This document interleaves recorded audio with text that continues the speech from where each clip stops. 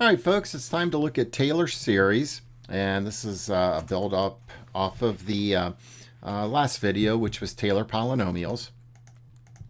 So now that we've discussed Taylor polynomials, we can now turn our full attention to Taylor series. So here's the theorem. If f of x is represented by a power series, that is f of x equals, and that's the old power series notation, for all x in an open interval containing c, then a sub n equals the nth derivative evaluated at c over n factorial, and the function, that power series, is given by that. Now notice that is just the Taylor polynomial with at the very end the plus yada yada yada, because it's a series. It's going to continue on forever and ever. So there's really nothing new, except we're now talking about a series rather than a specific polynomial. Let's look at a quick definition. If a function has derivatives of all orders at x equals c, then the series from n equals 0 to infinity, the nth derivative of f evaluated at c over n factorial times x minus c to the n equals yada, yada, yada. You see all that equals. I'm not going to read it to you. You can see it. That series, that is what is called a Taylor series for the function f of x centered at c. And if c is equal to 0, then it's called a Maclaurin series. So all that prep work in section 11.1, when we look specifically at polynomials, now we're taking it that one little step further and talking about series. So let's get an example under our belt. Let's determine the Taylor series centered at c equals 0. Really, it's a Maclaurin series for the function f of x equals sine x. So I'm going to head off to the chalkboard and crank through this, and we're going to have a Maclaurin series for sine x. All right, here we go. Our first example of coming up with the Taylor series, except this one's really a Maclaurin series because we're centered at c equals 0. And it's for the function f of x equals sine x. So but looking at that definition, what we need to do is evaluate the function and some of its derivatives at 0. So let me just get started by listing the function. And now let's list some derivatives. So the derivative of sine is cosine. And let's see, the second derivative, the derivative of cosine is negative sine. And then the third derivative, derivative of negative sine, well, that's negative cosine. The fourth derivative, derivative of negative cosine, oh, that's positive sine. And I'm going to stop here because I think all subsequent derivatives after that are just going to repeat. Like fifth derivative's cosine, sixth derivative's negative sine. They're just going to repeat. Evaluating the function at 0, well, sine of 0 is 0. Evaluate the derivative at 0, cosine of 0 is 1. Evaluate the second derivative at 0, you get 0. Evaluate the third derivative at 0, you get negative 1. Evaluate the fourth derivative at 0, and you get 0. So because the derivatives will keep repeating, these numbers, they too would continue to repeat. So what does that mean? I think I've recognized the pattern. So let me come over here. We're trying to write our function, sine x. We're trying to write that into series notation, Maclaurin series. It's, well, let me write down everything as it would appear just looking at that definition that we just saw on the slide. All right, so that's what it would be. All right, now let's write down term by term what's really happening here. So writing down term by term what's really happening here, we would have, well, f of 0 plus f prime of 0. Well, that's going to be a 1 still. You know what? I'm not going to keep writing down x minus 0 to the end because we know x minus 0 is x. So I'll just write that as x would be to the first power plus f double prime of 0 over 2 factorial x squared plus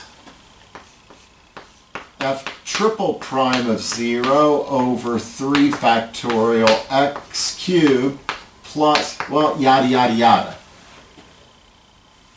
Continues, goes on forever and ever and ever. So let's start to substitute in what we know. Well, f of 0 is 0. F prime of 0 is 1. F double prime of 0 is 0. So this is 0. That means that whole term is 0. Okay, f triple prime of 0 is negative 1. So I'd have a negative 1 over 3 factorial x to the 4th. I'm sorry, x cubed. Plus, all right, so the next term in that yada, yada, yada would be the 4th derivative evaluated at 0 over 4 factorial x to the 4th. Well, the 4th derivative evaluated at 0 is 0, so that would be 0. The next term would be the 5th derivative evaluated at 0. Well, the 5th derivative, it's just going to start to repeat. So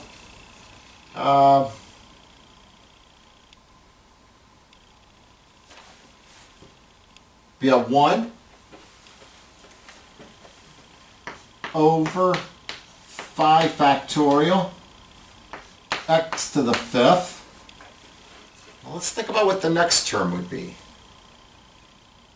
Well, it'd be 1 over 6 factorial. It'd be the 6th derivative evaluated at 0 over 6 factorial x to the 6th. I think this is what the 6th derivative evaluated at 0 would be. Remember, this is just going to keep repeating and cycling. So that would be a plus 0 and yada, yada, yada. Now let's clean this up. So we'd have an x plus 0 plus negative, so that's a minus x cubed over 3 factorial plus 0 plus x to the 5th over 5 factorial. And if you don't see the pattern, you need to keep listing out more terms here. I'm thinking there's a pattern emerging. 1, it looks like the signs are alternating. 2, it looks like the exponents are all odd. 3, it looks like the odd exponent matches up exactly with the factorial in the denominator. So I'm thinking the next term is x to the 7th over 7 factorial plus x to the 9th over 9 factorial, yada, yada, yada. Now let's write this in our series notation. So we have the series n equals 0 to infinity. All right, first off, it's an alternating series. So because it's an alternating series, I know I'm going to have to see a negative 1 to either the n, I don't know, maybe n plus 1. You know, I think it's just going to be to the n. But let me just kind of leave that off for right now. Let's not worry about it. I'll come back and clean it up here at the very end. X. My exponents are odd numbers. How do we generate odd numbers? I've mentioned this earlier, maybe back in chapter 10. Odd numbers are generated by doing 2 times n plus 1. I mean, think about it. 0 comes in here, you get the odd number 1. When 1 comes in here, you get the odd number 3. When 2 comes in here, you get the odd number 5. 1, 3, 5. And the denominators are just that exponent factorial. Okay, now I said we'd come back and we'd worry about what this exponent should be. Since the first term is positive, and I'm starting at 0, I think it's just an n, because negative 1 to the 0 would be positive 1. And then when we go to the n value of 1, we'd have negative 1 to the first, which is negative 1, x cubed over 3 factorial. When n is 2, this would be positive, x to the 5th over x factorial. So, folks, I'm going to say we have done it. We have come up with the Maclaurin series for sine x. And then I'm just going to make one more note here that you can use on your series. You can use the ratio test to see the interval of convergence is all real numbers. Very, very powerful. So before we leave this and go back to the slides, because when we go back to the slides, I'm going to show you like a 4-step process or guidelines for doing Taylor series. This method that I've just done here is called, it's what I call the brute force method. I just used that definition of a Taylor series, and luckily I was able to notice a pattern. I was able to detect a pattern and come up with the Maclaurin series for sine x. Secondly, this might be worth knowing. It might be worth knowing that sine x equals the series from n equals 0 to infinity, negative 1 to the n, x to the 2n plus 1, all over 2n plus 1 factorial, and it converges, its interval of convergence is all real numbers. You know, you could find yourself in a differential equations course in the future where the professor will opt to look at a chapter where you can represent some solutions to diff EQs using power series. Just knowing this will be a big help for you in that class, as well as some stuff we're going to do here later on in this video. It might be a big help. But that's our first example. So let's head back to the slides and see what is next. All right, folks, you know, that's one series I would just kind of file away into memory, the Maclaurin series for sine x. So from that last example, I would file that away, what the Maclaurin series for sine x is. So at this time, I'm going to give you some general guidelines for finding a Taylor series. And, you know, number one is you differentiate your function several times. Evaluate the function and all the derivatives at c. So that's what that says there. And then you try to recognize a pattern. So we did that in the last example. We did this step 1 and we recognized the pattern. Use the sequence developed in the first step to form the Taylor coefficients and determine the interval of convergence for the resulting power series. Then within the interval of convergence, determine whether the series converges to f of x. You know, number 3, I'm generally not going to worry about. That's a little bit more difficult of a concept. You know, if you're going on to get a degree in math, you know, then that's not a problem. And then number 4, if direct determination of Taylor coefficients in step 1 seems, quote, difficult, try a shortcut. Use something we already know. It can be a big time saver. I'll even add on to this number 4. Even if I can find the Taylor coefficients in step 1, I might know something. I might know a Taylor series already that I could use a shortcut on. And when I say shortcuts, I'm talking about the basics, derivatives, integrals, or just evaluating a function.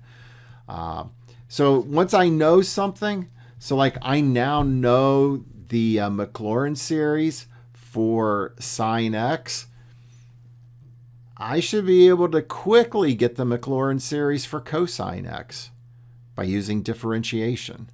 So I don't have to go through the step 1 and 2 here. I kind of call doing step 1 and 2 more, I kind of refer to that as like the brute force method. So let's continue on with this example. It's kind of looking familiar to me. We're going to let f of x equal the series n equals 0 to infinity, x to the n over n factorial. That is definitely looking familiar, but in part A, let's go old school and just determine the interval of convergence. Part B, let's get the derivative and its interval of convergence. Part C, let's determine the integral and get its interval of convergence. So I'm going to head off to the chalkboard and work through this example. All right, this example I gave you a function as being the series n equals 0 to infinity, x to the n over n factorial. So I've given you the function in its series notation. By the way, that's a Maclaurin series. I can see that. It's centered at 0. In part A, you were asked, determine the interval of convergence. So this is kind of nice. We're doing some review, and it's kind of nice to do a little review. Remember, interval of convergence. Your dear friend is the ratio test. So P is the limit as n goes to infinity. A sub n plus 1, so that would be x to the n plus 1 over n plus 1 factorial, divided by a sub n, or times the reciprocal, and remember x to the n plus 1 divided by x to the n, that will just simplify to x. And then n factorial over n plus 1 factorial. Well, remember, n plus 1 factorial is n plus 1 times n factorial. So the n factorials would cancel out, and you're left with 1 over n plus 1. Folks, when you're doing the limit as n goes to infinity of x times 1 over n plus 1, well, this term here goes to 0. X times 0 is 0. The absolute value of 0 is 0. And remember in a previous section I told you if when you use the ratio test you end up with P equaling 0, that tells you the radius of convergence is infinity. And if the radius of convergence is infinity, then the interval of convergence is all real numbers. That's kind of fun. Part B, you were asked to determine the derivative and its interval of convergence. So let's look at this. Part B, let's determine f prime of x and its interval of convergence.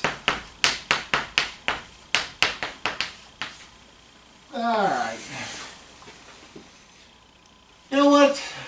We're going to go back to old school on this. I'm going to look at this function. So your function x to the n over n factorial. I'm going to go old school and let's list the terms of this series, this Maclaurin series. So let's see, it starts off 1 plus an x plus x squared over 2 factorial plus x cubed over 3 factorial plus x to the 4th over 4 factorial plus yada yada yada, x to the n over n factorial plus yada yada yada. Now let's do the derivative. Let's go ahead and do term by term differentiation. So the derivative of 1 is 0. The derivative of x is 1. The derivative of x squared over 2 factorial, well, that's just 2x over 2 factorial. Derivative of x cubed over 3 factorial. Well, that's just 3x squared over 3 factorial. Here we'd have a 4x cubed over 4 factorial plus yada, yada, yada. Let's simplify this a little bit.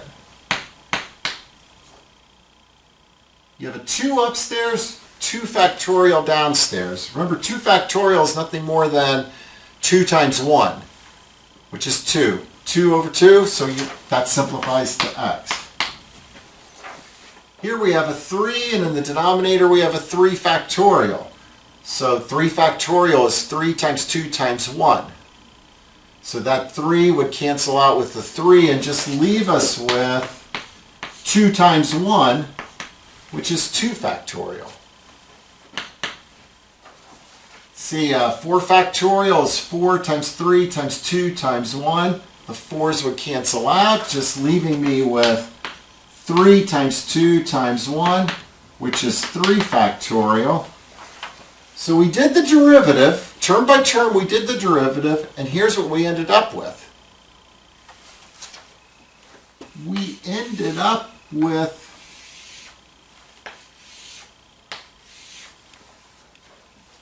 up with a series that was identical to what we started with.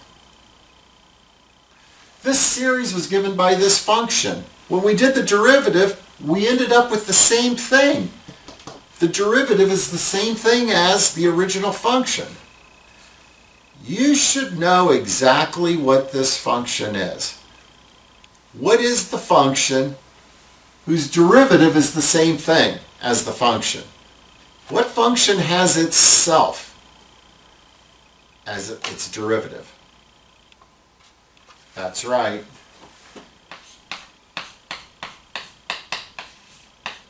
The function is e to the x. In fact, the function that I gave you here is e to the x. It's the Maclaurin series representation for e to the x. The derivative, it's the exact same thing, which means it has the same interval of convergence, all real numbers. I'm not going to do part C, the antiderivative, because when I do the antiderivative, I'm going to get e to the x back. So folks, I'm going to put this inside a red box. And interval of convergence, all reals. You need to know this one. Just like I said about sine x. This is a biggie. The Maclaurin series for e to the x is x to the n over n factorial. No, e to the x is the series x to the n over n factorial. It's going to help you. It's going to be a good friend. And its interval of convergence is negative infinity to infinity. So that was kind of cool. Let's head back to the slides and see what is next. All right, folks, there's another important series for you to know. It's actually, it's the Maclaurin series for e to the x, centered at, Maclaurin, so it's centered at 0. So as I just got done stressing, knowing that the series for e to the x is the series n equals 0 to infinity, x to the n over n factorial. That might be a good thing to file away into memory banks. The next example we have is, let's come up with the Maclaurin series for f of x equals cosine x. So let's head back to the chalkboard and crank through this one. All right, in this example, we're asked to find the Maclaurin series for f of x equals cosine x.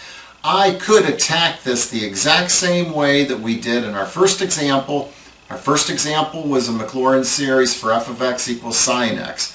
I could attack it the same way, do the brute force method, but in my guidelines, that number 4 in my guidelines, do you know a shortcut? And for this one, I do. I do know a shortcut. I know the function sine x. This is the Maclaurin series for sine x. And I wrote out some of the first few terms of the series that we already know. We developed it. We used the brute force method to come up with this. since we did all that work, why don't we make it easy? We know a shortcut.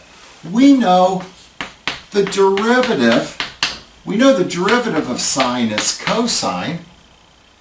And if we come over here and we do term by term differentiation, well, we'd get a 1 minus 3x squared over 3 factorial plus a 5x to the 5th over 5 factorial minus 7x to the 7th over 7 factorial plus 9x to the 8th, 5x to the 4th over 4 factorial, and this is 7x to the 6th, helps if I can subtract, over 9 factorial minus plus yada yada yada, which 3 over 3 factorial, that simplifies to a 2 factorial. 5 over 5 factorial, that simplifies to a 4 factorial. 7 factorial, that simplifies to 6 factorial. Likewise here,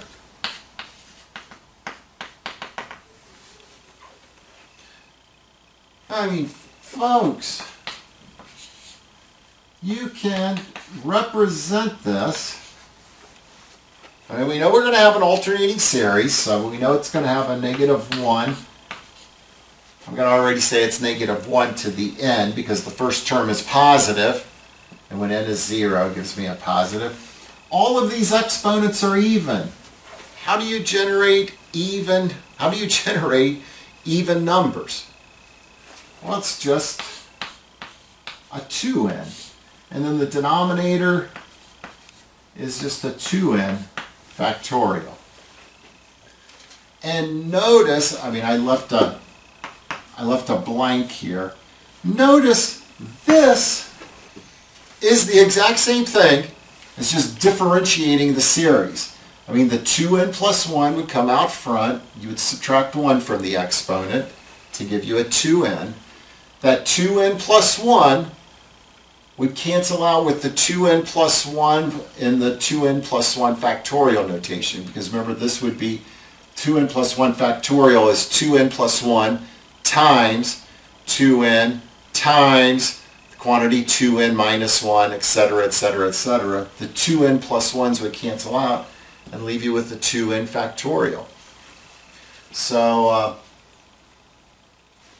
I might as well finish this off. The interval of convergence is all reals.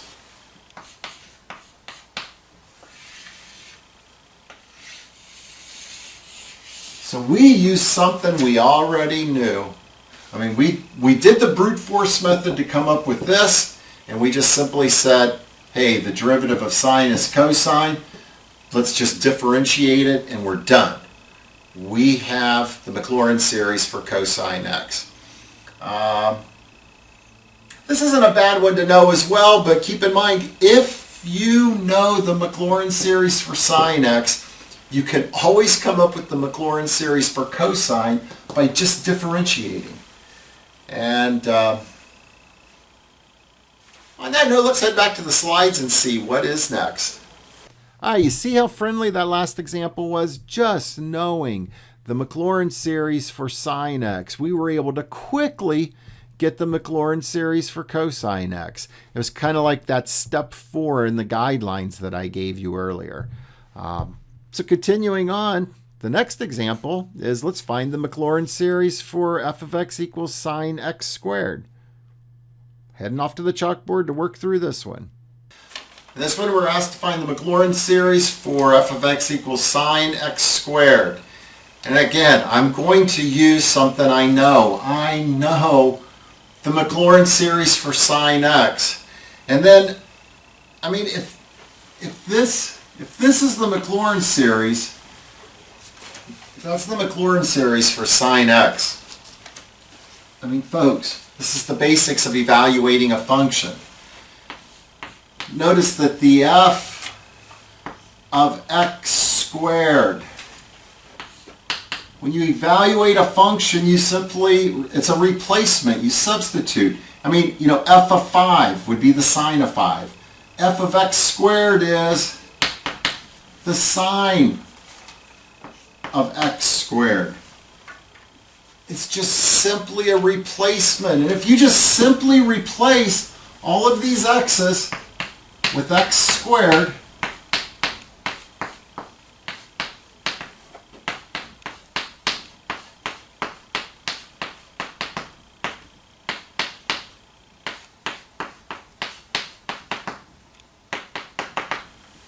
I got to do those 4 terms.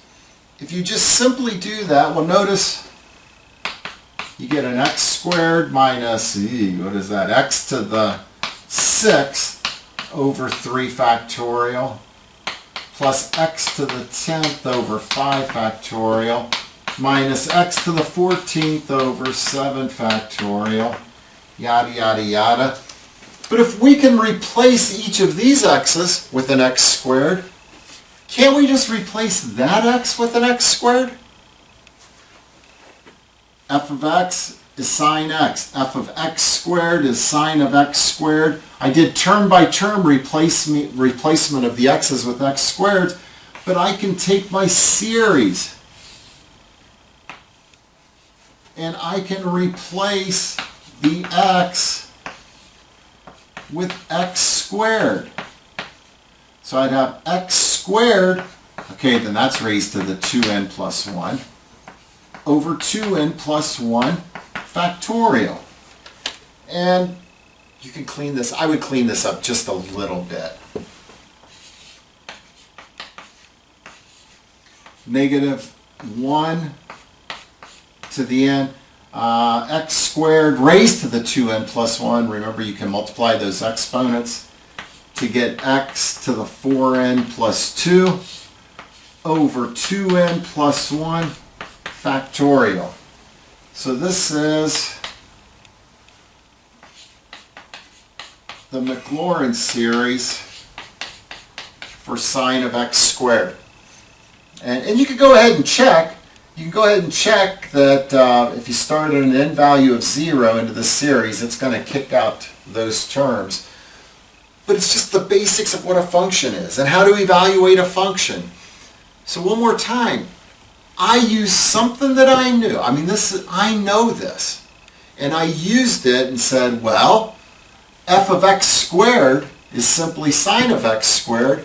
So all I have to do is replace the x's with x squared. And that was it. Not too bad, folks. Let's head back to the slides and see what is next. So again, that was pretty friendly. We knew the Maclaurin series for sine x, so it didn't take much effort at all to get the Maclaurin series for sine of x squared, the basics of evaluating a function. All right, this is an example. I'm just reminding you that e to the x is the series x to the n over n factorial, and knowing that hyperbolic cosine x is e to the x plus e to the negative x over 2. Let's determine a Maclaurin series for hyperbolic cosine x. So, folks, I'm going to head off to the chalkboard. We're going to work through this one. We're going to be very clever in doing this one. All right, kind of like this example a lot. You're given, well, we should know the Maclaurin series for e to the x is x to the n over n factorial. Hyperbolic cosine, that's how hyperbolic cosine was defined. Let's get a Maclaurin series for hyperbolic cosine. So first, well, we know what e to the x is. E to the x, let's see, x to the n over n factorial. That's a 1 plus an x squared over 2 factorial, x cubed over 3 factorial. And that's all the terms I'm going to write down, yada, yada, yada. We can quickly get the series for e to the negative x. I mean, e to the negative x. Just as we saw in the last example. You know, it's just replacing x with negative x. So that would give us, what, a 1 minus x. I put negative x in for x. Well, negative x squared is still going to be x squared. Negative x cubed, well, that's the opposite of x cubed. So it looks like the only thing that's going to change is now this is an alternating series, where the terms that have an odd exponent would be preceded by a negative sign. I can even write the series notation for this. Let's see, the series notation I would have, I would still have this x to the n over n factorial, but if negative x comes in here, that's the quantity negative 1 times x to the n. So it's negative 1 to the n, x to the n over n factorial. So look, we knew e to the x. We got a series for e to the negative x, just like that. Cost us nothing. I should be able to add these two series together. Let me do that. Let me come out here and put a big old plus sign. So e to the x plus e to the negative x equals, yeah, this plus this. I'm more interested in seeing what the sum is here. So e to the x plus e to the negative x, this plus this, but it would be 1 plus 1. Okay, that's 2. X plus negative x. Well, that's 0. Plus x squared over 2 factorial plus x squared over 2 factorial. Well, that's 2x squared over 2 factorial.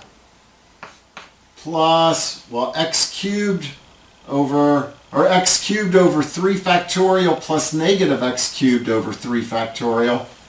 That's 0. X to the 4th over 4 factorial plus x to the 4th over 4 factorial. So that's 2x to the 4th over 4 factorial. Do you see the x to the 5th terms would cancel out? They'd be 0. The x to the 6th, well, you would have 2 of them. 2x to the 6th over 6 factorial. I think I see a pattern.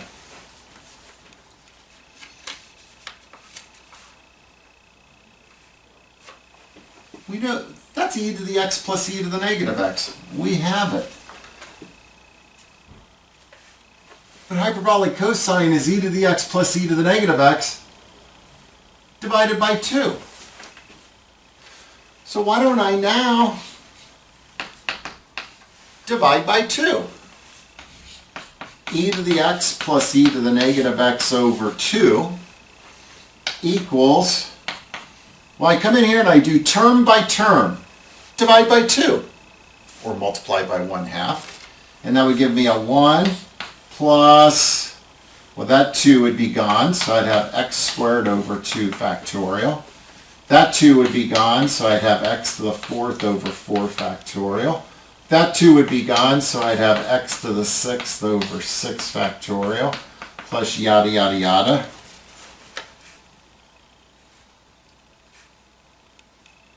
Can you get the series notation? I think it would be x, or the series n equals 0 to infinity. These exponents are even, so it looks like it would just be x to the 2n over 2n factorial. And since e to the x plus e to the negative x over 2 is hyperbolic cosine,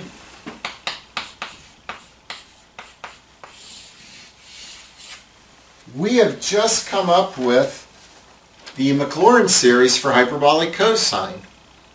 Notice it's in my guidelines. How often now have I used that step 4, doing a shortcut? I used something I already knew. Created something, did simple addition and simple division, and I came up with the Maclaurin series for hyperbolic cosine. So if I now asked you, hey, what's the Maclaurin series for hyperbolic sine? I'd do a shortcut. I would just differentiate that, and I'd be done, because the derivative is hyperbolic sine. So, folks, let's head back to the slides. There's one more item. A lot of good information on this slide because we're about ready to do something that is kind of, mind-blowing. All right, that last example, getting the hyperbolic cosine x, the Maclaurin series for it. Notice I kind of went into the step 4 of my guidelines. Pretty powerful stuff. And what's really cool is once I know the Maclaurin series for hyperbolic cosine, as I mentioned at the board, it's very easy to get the Maclaurin series for hyperbolic sine. Just do the derivative. So that brings us to the final item that I want to look at. This is something that is very, very cool. Something that I remember the first time I worked through this on my own. I thought I violated all kinds of laws because it was very trippy.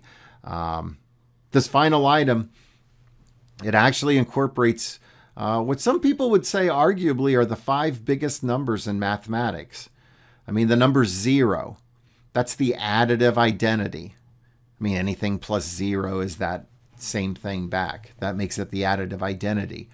The number 1, it's the multiplicative identity. You take anything and multiply it by 1, you get that same result back. So the 0, the additive identity, 1, the multiplicative identity. The number pi, remember pi is the ratio of circumference to diameter of any size circle, and it's an irrational number. The number e, well, remember e really is a limit. It's the limit as x goes to infinity of 1 plus 1 over x, all raised to the x power. And e is also the base of the exponential function, and it's the base of the natural log function. And then finally, the I guy, I, the imaginary unit. So arguably, the 5 biggest numbers in mathematics are 0, 1, pi, e, and I. And for this discussion, there are a few things we need to remember. First, we need to remember these series. What the series is for sine x, what the series is for e to the x, and what the series is for cosine x. So make sure you have those written down because I'm going to be using them. And we also need to remember the following about powers of I. I is I squared is -1, I cubed is -I to the 4th is 1, and then I to the 5th is I to the 6th equals -1, I to the 7th equals I to the 8th equals 1, and they would just keep repeating. So as you keep doing more and more powers of I, they're going to cycle between I, -1, I, and 1. So make sure you kind of have that written down as well, because at this time, we're heading off to the chalkboard to check out this thing that is so very, very cool. All right, there was some stuff on that slide I told you to please write down. I've written down truncated versions of what I told you to write down, plus those powers of I. Hopefully you wrote those down as well. So let's get started on this, something that's really cool. First, if I ask you just to do e to the first power, well, e to the first, you're putting 1 in place of the x. So 1 goes in place of the x, so you'd have a 1 plus 1 plus a 1 over 2 factorial plus 1 over 3 factorial plus 1 over 4 factorial plus 1 over 5 factorial, yada, yada, yada. So what if I asked, what would e to the 2x be? Well, you just put 2x in place of x in the series notation. So that would give you a 1 plus a 2x plus a 2x squared over 2 factorial plus a 2x cubed over 3 factorial, yada, yada, yada. So then what if I asked e to the ix? It's the same process. You're just putting ix in place of the x's. So you'd have 1 plus ix plus ix squared over 2 factorial plus ix cubed over 3 factorial plus ix to the 4th over 4 factorial plus ix to the 5th over 5 factorial plus, I'll stop here and put the yada yada yada because I've run out of room. Let's go one more step with this one.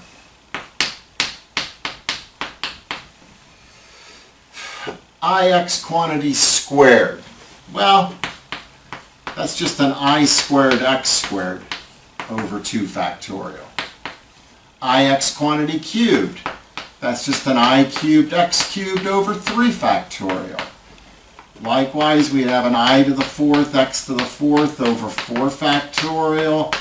I to the 5th x to the 5th over 5 factorial. I to the 6th x to the 6th over 6 factorial, plus yada, yada, yada. I think I can go a little further. What's I squared? That's right, I squared is -1. So I can put -1 in place of I squared. So I'd have -1 x squared. That would just make this negative x squared over 2 factorial. You know, what is I cubed? Well, I cubed is just -I. So I can make this minus I x cubed over 3 factorial. What's I to the 4th? Okay, I to the 4th is 1. So this is plus x to the 4th over 4 factorial. What's I to the 5th? Okay, I to the 5th is just I. See why I told you to write down those powers of I? What's I to the 6th? Okay, I to the 6th is -1. So I'd have minus x to the 6th over 6 factorial. The next term would be I to the 7th x to the 7th over 7 factorial. So what is I to the 7th? You should have that written down. It's -I. And then you'd have an I to the 8th. I to the 8th is 1. Yada, yada, yada. Okay, so now I'm going to come in here and use my red piece of chalk. It looks like in this mess there are terms that have I and terms that do not have I. So there's an I. Here's an I. Here's an I. There's an I. These terms do not have I. So I'm going to rearrange the order here and put them into groups. I'm going to put into one group the terms that don't contain an I, and in the other group I'm going to put the terms that do contain an I.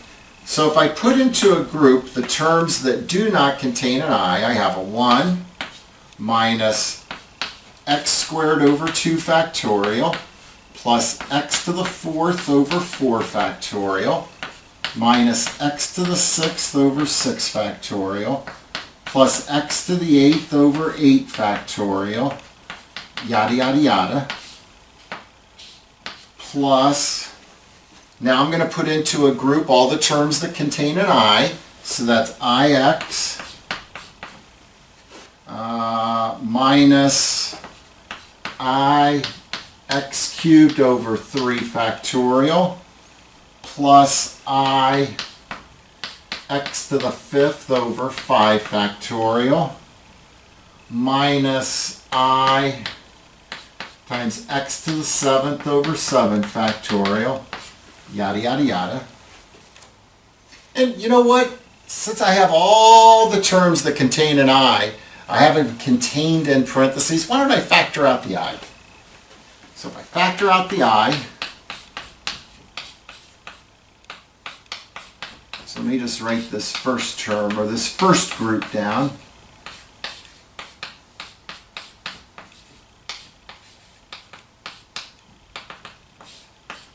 Factor out the I.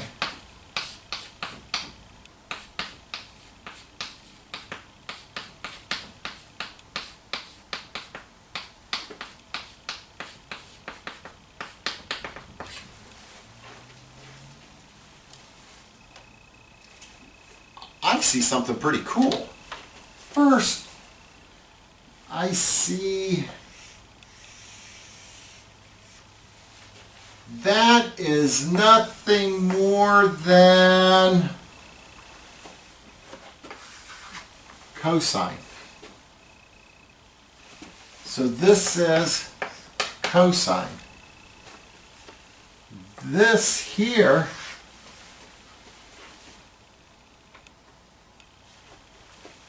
that's nothing more than sine. So let me pull this up to the top of the board. So let me just erase that. Let me pull this up to the top of the board. What we've just determined, this is cosine x plus I times sine x. That's e to the ix. I mean, because that's how we ended up here, was looking at e to the ix. This has a name, folks. The name of this, it's called Euler's formula. And this is where it comes from. It comes from knowing something about series. I'm going to erase this now because I want to use Euler's formula. That's a pretty cool derivation if you ask me. That was a lot of fun. Now I'm going to use Euler's formula and say, well, at x equals the value of pi, so I'm putting pi in for the x, we get e to the I pi equals cosine pi plus I sine pi. E to the I pi equals, well, cosine of pi is -1. Sine of pi is 0. I times 0 is 0. And then this, well, we could add 1 to both sides to get e to the I pi plus 1 equals 0. Some people call this Euler's identity. I call it pretty darn cool, pretty trippy. The 5 biggest numbers in mathematics, e, I, pi, 1, and 0. The additive identity is 0. The multiplicative identity is 1. E, the base of the natural log or base of the exponential function. Pi, ratio circumference to diameter of any circle. Those are 2 irrational numbers. And I, the imaginary unit.